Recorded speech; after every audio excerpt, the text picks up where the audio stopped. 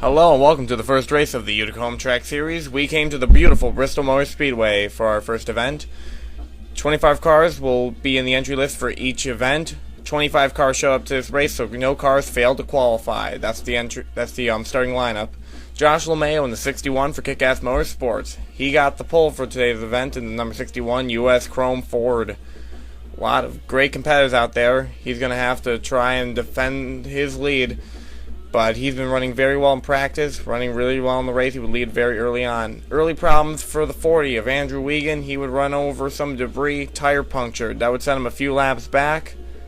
He would not recover from that. Similar problem for David Yankee in the 07. But this time they found out what the problem was. The debris on track was lodged in the tire. He would fall very far behind. First caution today. Matt Evans in the 4 started third. Oh, Robert DeFrank's going to get involved. Renee Gagnon and Jamie Murphy going to plow in hard. Let's take a look. This is from Renee Gagnon's car. Ooh, right into the back fender. All cars would recover from that, but they would not run very well today. Adam Dunlap took the lead. Josh LeMayo pitted under caution. Adam Dunlap came off pit road first. He's running for the Benoit Racing Group. Mac Evans, his teammate, was involved in that last caution. Tyler Benoit's running elsewhere in the field. A little later on, Tyler Smith would take the lead. Adam Dunlap had to make a green flag pit stop because there was a huge gap between cautions in this race.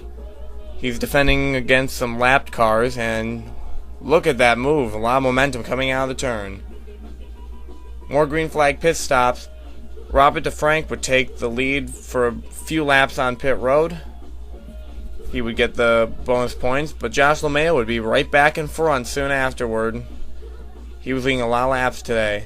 Matt Corio started dead last in the grid. A clutch problem is going to put him out very early in the race.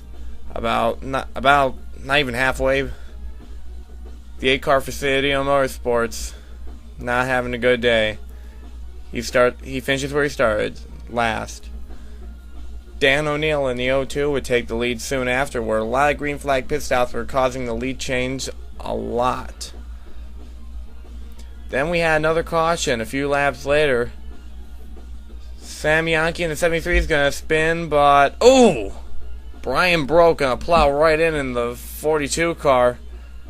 We're going to take a look at the front of the 42 car. Yeah, you get a good view of that 73 from that camera angle. Both cars would keep running. Gotta admire the craftsmanship on these vehicles. They can withstand anything. Another caution a few laps later. Russell Curry is going to get spun by Tyler Benoit, and a big wreck ensues. John Citadino, Megan Curley, Brian Brote, Will Coleman, Maria Camiso, I think got a little piece of it.